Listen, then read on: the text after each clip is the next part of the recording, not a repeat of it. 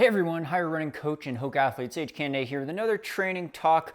We're not going to call it a training talk Tuesday. It's not Tuesday. It's episode number 47, I believe. Thanks for all your support and questions. We're going to go with a different topic, kind of the topic I alluded to in my last training talk about using race calculators and algorithms. You see them in books, you see them online. Jack Daniel's Run Smart project, for example. Equivalency calculators, maybe based on your Coros watch or something like that, that tries to predict different performances. If you just ran a 5K, let's say in 20 minutes, what could you run for a marathon? Is it going to be 3:11? Is it going to be 3:20? Is it going to be a sub 3:10? And the idea of pulling out more of your natural ability, more of your speed, your raw sprint speed, your 5K VO2 max type of speed, and extending that, running at a higher percentage of that for a long distance race like a marathon or an ultra marathon, and kind of how that works. Now, we'll start off with a little story time back in my glory days. Back in college, this is like 2007, so pretty long time ago. I was at Cornell running my junior year. I was 21 years old, running cross-country track, or cross-country indoor track, outdoor track, three-season athlete, NCAA Division I, junior year. I want to try to qualify for the Olympic trials. Back then, the standard was only 222. Granted, we didn't have carbon fiber shoes, so I'm begging my coach, Robert Rojo Johnson, co-founder of Let'sRun.com. He gave us some flexibility. I begged him. I said, "Hey, Rojo, let me try to run this Olympic trials marathon standard and qualify. You know, I only have one shot. I'm going to be like the youngest guy this year." And it was in between cross-country season, which ended in like November, and indoor track season, which basically started in, January, February. And we took it seriously, but I wanted to try to qualify at the Houston Marathon in January that year, extending my cross-country fitness into marathon training, my first marathon. So I go out at Houston. I'm running pretty well, probably the best I've ever felt in the first 20 miles, 32K of a marathon.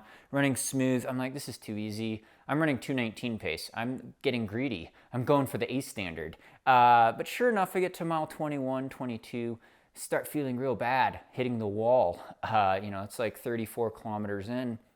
Go from running 5:20 mile splits to 5:30, 5:40, 5:50. Over 6 minutes in the last mile, missed the standard by 21 seconds. I ran a 2:22:21 in my marathon debut. Really brutal, because it was like 100 meters to go. You could see the finish clock and the line, and I knew I missed it. Couldn't do anything, was totally spent, but it was a step in the right direction. It gave me a lot of confidence because I knew I could hit it later. So, indoor track season, kind of a lackluster season, didn't have much time to recover. Went into outdoor track though, started PRing. Ran a 5K PR, 10K PR, was in low 30-minute 10K shape by the end of May in that spring.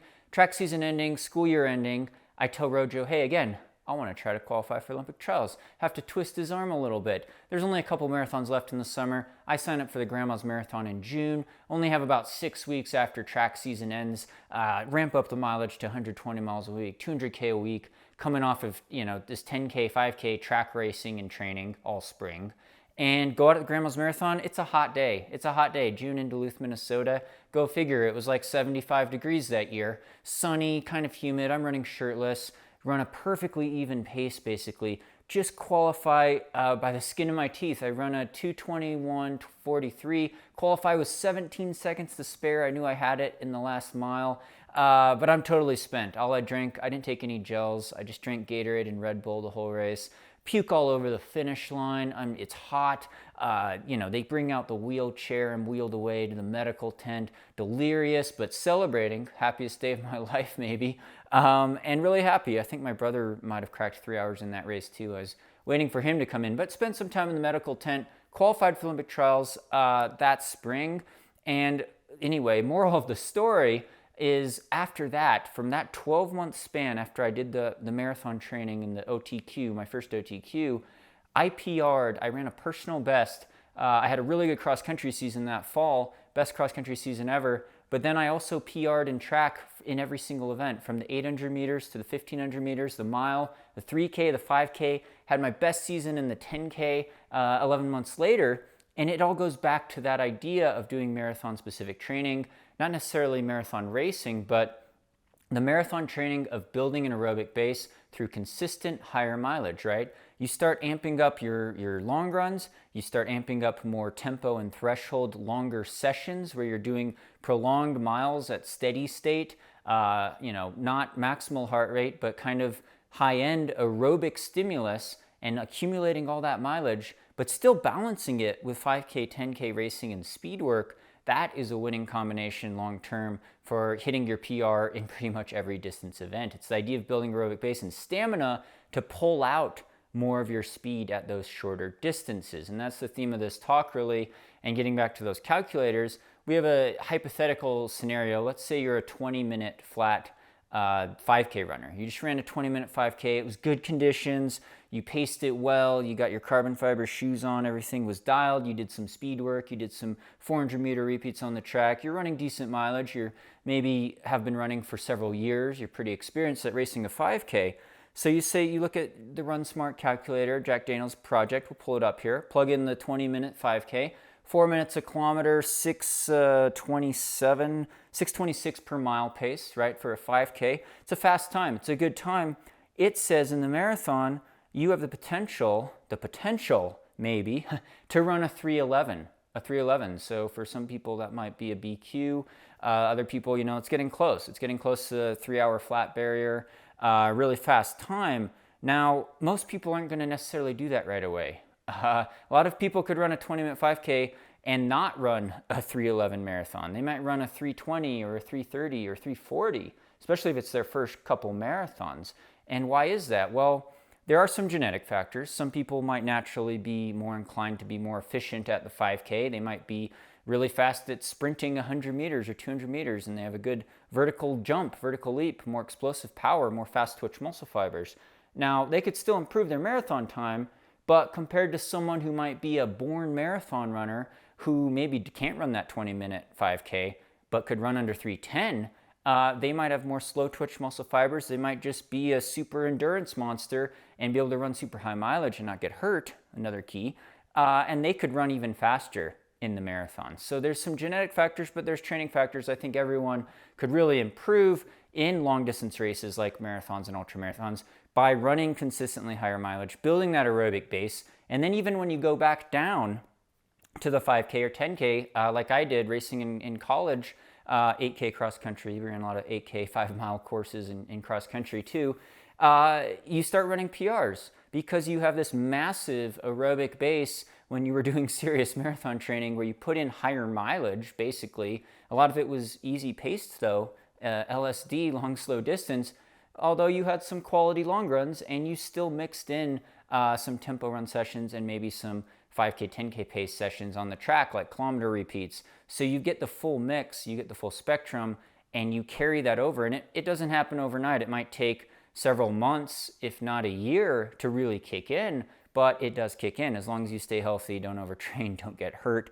don't get burned out and stuff like that. So the 20-minute 5K example, it says it's also equivalent to a 131 half marathon, right? And that makes a lot of sense because if you want to try to crack 310 in a full marathon, you better be able to crack, 130, ideally 130 in the half marathon, right? Because it's going to be hard to put two 135 half marathons back to back and run a 310 marathon if you can't run one all-out half marathon under 330. And for some people, it might take a 125 half marathon to get close. Other people, maybe they could flirt with the 3-hour flat barrier with a 125 speed. And you always hear the stories of people maybe who haven't maximized your potential at the half marathon or 10K or 5K, and all of a sudden you put in a really big training block though for a marathon, you get really serious, you end up running a PR en route. Maybe you come through the first 10K and you run a PR, you come through